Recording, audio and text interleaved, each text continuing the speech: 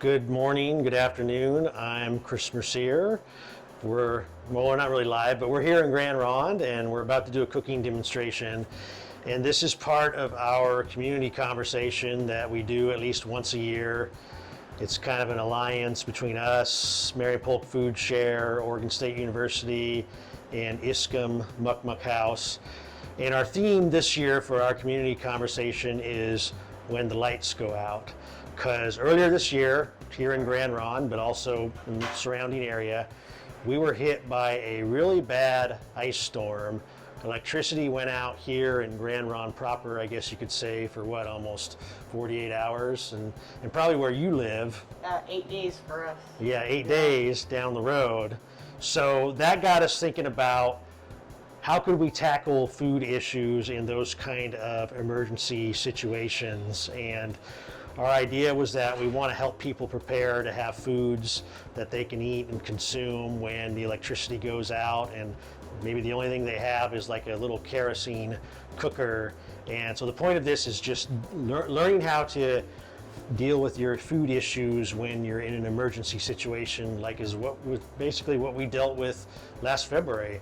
So this lady to my right, who's going to be doing her best to teach me to cook a couple dishes we're going to do today, and I'll let her introduce herself. So, hi, I'm Flicka Lucero, and I work for the Cultural Resource Department. I'm a cultural education specialist, and I've studied master food preservation for the last 3 years. And today I'd like to teach some apple fruit leather and ground beef jerky. So we're going to start making an apple fruit leather. We want to use a good metal pot. Stainless steel is the best because it's non-reactive to the apples. We'll add the apples in. Okay. And these apples have been, you prepared these in advance, yeah? Yeah, I peeled them and placed them in citric acid, which just helps with the browning process. Okay, yeah, I noticed they were unusually brown. So I just dump them here into the pot? Yep, you just place them all in the pot. Okay. And then you put 1 quart of water to 1 teaspoon of the citric acid when you're peeling apples, and that helps with them turning brown. We're gonna add the 1/2 cup of water. Okay. And then we'll add 1 to 2 tablespoons sugar. I'm using the stevia sugar. You're welcome to use regular sugar. What Or we're use these use packets. The packets. All right, hey, I'm on my way to becoming a master chef already, Yeah. or master preserver. We'll heat them up for 5 to 10 minutes to get the apples nice and soft. So at 5-minute mark, we'll mash them with a potato masher and then stir them again, and they'll be ready to go into the blender, and then we'll make our fruit leather. So I'm gonna add a 1/2 teaspoon of cinnamon. So do I just want to slowly kind of drizzle it over, sprinkle it over? Yeah, sprinkle it in there. It's all gonna get mixed in. And Okay. then we could try nutmeg too, much smaller. Maybe even that, yeah. Nutmeg is strong. Maybe try, yeah. Maybe just 1/2 of a try quarter. sprinkling it, maybe just a little bit of cinnamon and apples, like apple pie flavor. they must have like evolved together or something, because they just taste so natural with each other. So is fruit leather like the same as like the fruit roll-ups that you get in the store and stuff, or is this a little different? Yeah, this is the same. The only thing is that It's homemade. you know what you're putting in it. So we're at 5 minutes now. So Okay. now we're gonna get the potato masher and mash those apples up. Okay. So that's pretty good. Now we'll put that in the sink for Okay. you. We will Rinse it off, okay. make it easier to clean later All right. because of the sugar. So now we'll bring it over here to the blender. Blender, okay. And just scrape it all in there. And you want to do a liquefy. If they had a puree, we would use that setting.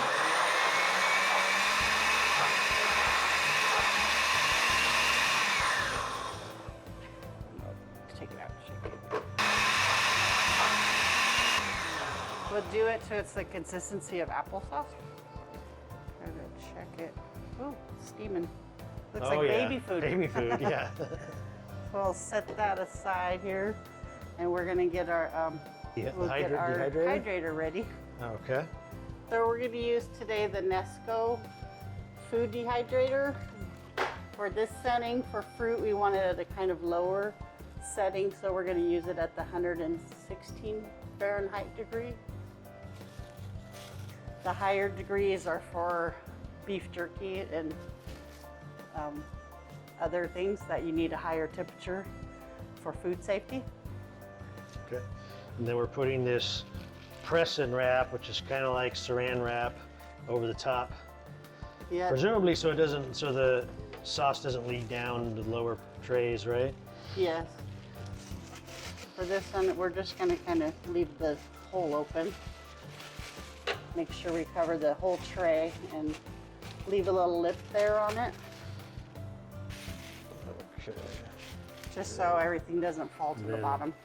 Just like a big hole, or Yeah, just we enough want to for leave air to get? just enough for out? the air to kind of circulate it. Is that good? Yeah, and then we'll want to press this.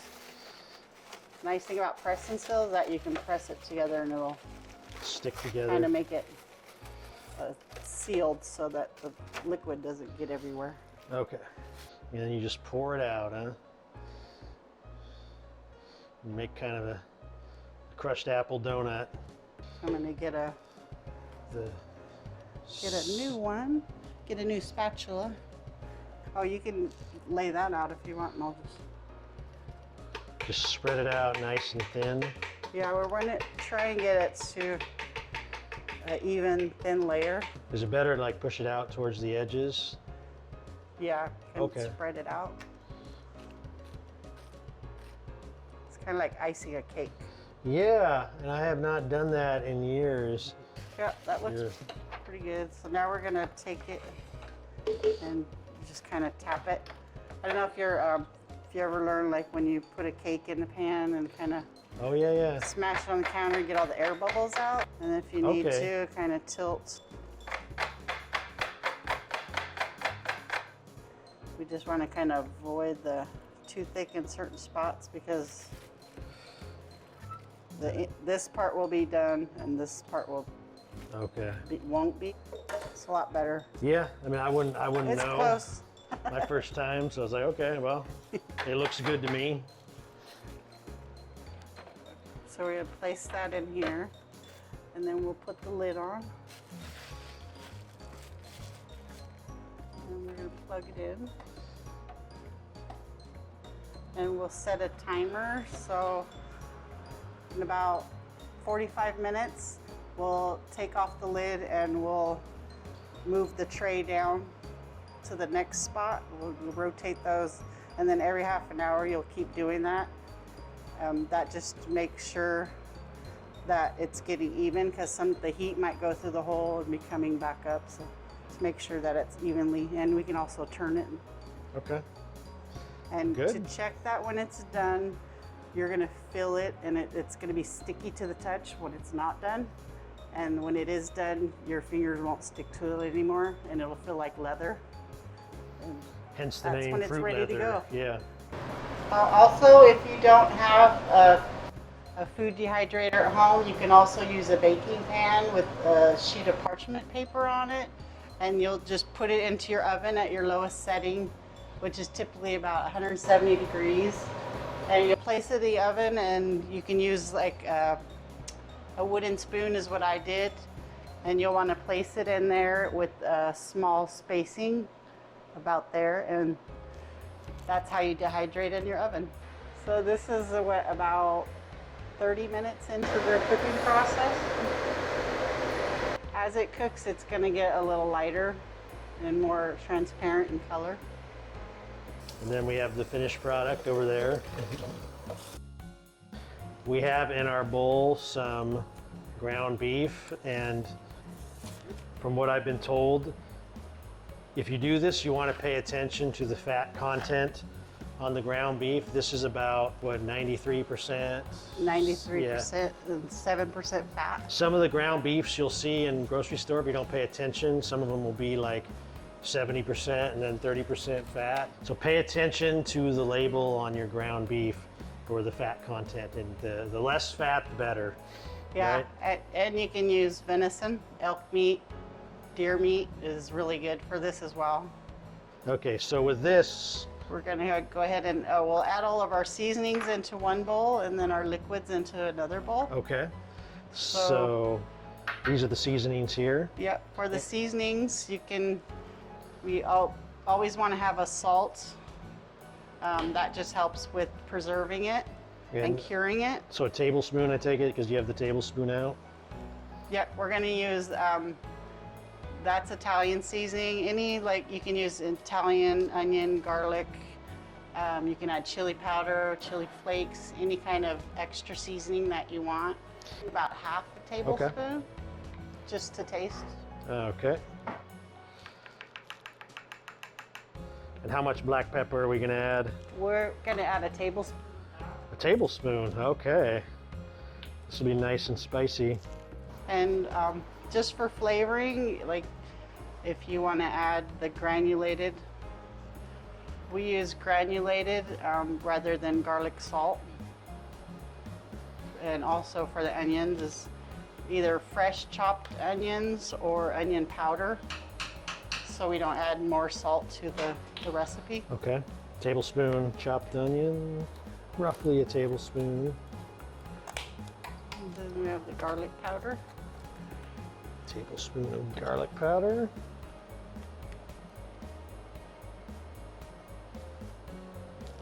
And you can, if you don't like it really flavorful and spicy, you can do half tablespoon, quarter tablespoon. And And then the salt. how much salt we're gonna add? So about a quarter to a half tablespoon. Just stir that all up and mix it. That way once you pour it onto the ground beef, it's already mixed and you're just mixing it into the meat. Smells good. And if you like spice, you can add chili powder, cumin. Just maybe a couple dashes of chili powder. So there's the crushed red pepper. Or you can actually, if you don't want to mix it in, you can put them on top. Like some cracked black pepper I'm gonna mix it and in. pepper flakes in there. There we go. Soy sauce. So we're just gonna throw this in with the... First, we'll sprinkle the seasonings onto the ground beef. Okay. Just kind of spread it all over. It's always good to mix it so that when you put it on the ground beef, all you're doing is combining it into the ground beef. And you won't have any clumps of certain flavors. Ooh, it smells good. Doing that. Got any red? See the redder spots. I'll just pour it in there, and then you can kind of like smash the redder parts, and you can like tear it open and get it all mixed up good in there. Yeah, just mix it. Make sure it's mixed thoroughly. That way, it's your jerkies all taste the same. And once you get the seasoning like incorporated in there pretty good, then you can we'll add the soy sauce. Okay. Yeah, that looks good. And then we'll kind of poke some holes in it with our fingers, and that way the liquid will kind of mix in there good. Okay. A jerky gun, which when I first heard about, I thought people were kidding when they said to go get a jerky gun. This I pre-sanitized, so everything before you use it, you want to make sure sanitize it with warm soapy water. So now we're gonna, we have two options. We're gonna use the jerky gun, and so we'll just start using the fork. And fork is the easiest way To get the meat in there. yeah, just put like a spoonful at a time and feed it in there. Push it down. You save me just a little tiny piece. Yeah, you have to really keep pushing it down, huh? Just screw this top right on there. Okay. Yeah, at first you gotta kind of push it down and then turn it. There you go. Pump it up and it'll get tighter. Oh, okay. It'll tighten before it starts coming out. Yeah. Should see it when Okay, yeah, it's tight getting now. ready. Yeah. So now you just want to kind of start in one section and kind of go. And once you start, keep moving the gun, otherwise it'll start to curl up on you. Oh, so kind of keep Yep. pulling the trigger. Yep. And you can go a little faster. There you go. And come out. Yeah. Yeah. Nothing. Let's see, it goes really quick. Yeah, it does. For some reason, I thought the apples would be quicker and the jerky would take more time. So once that you're there, then you're going to take the lid off. Then you could just pull those off to break them. I just took my fingers. Oh yeah, and you can just push it through because there's still. still probably quite a bit in there. You just tear those off. And to portion it out, you can either score it with a knife or a fork. Oops, sorry, double-handed. You can just kind of score it. So you'll have your portion sizes. You don't have to break it in half. It just helps when it's dry, it'll just snap right apart. Okay. And if there's any pieces like these that are curled up, you just kind of move it around and flatten them out a little bit. So we'll get that out of the way. And if you don't purchase a gun or you don't have one on hand, you can also flatten it out. Use a rolling pin or a glass cup or anything you have and just roll it. You can use a baking sheet or a roaster pan, which I like the roaster pan because all of the extra oil just drips right down away from the jerky. Okay. You can just score that. You can make this into actually wider pieces if you like. And then from there, just transfer it right over. Quickly flip it over. There we go. There you go. Okay. And there you go. And then you'll put it into a preheated oven at 170 with the door propped open with a wooden spoon handle. And you would cook this for 2.5 hours and then check it, dab any excess grease off of it and flip it over if you're able to with the spatula. And then you would set your timer for another 3 hours and then check it for doneness about every half an hour after that if it's not done at that time. This one here, the dehydrator, you would put in, and this takes anywhere from 3 to 5 hours. So about 3 hours you would check it, dab any oil, turn it over, give it about 2 more hours, and then after that check it every half hour. And to know it's done, it will bend without breaking and no excess oil would come out when you bend it. This one would have to be at a higher temp. Then the fruit leather, yeah. So if you want to cook them both at the same time, I would try to put it maybe 136. Okay. And then we can put it on the bottom so that the drippings aren't getting on the fruit leather. Okay, so you want me to So lift if you up? want to lift up like this, very.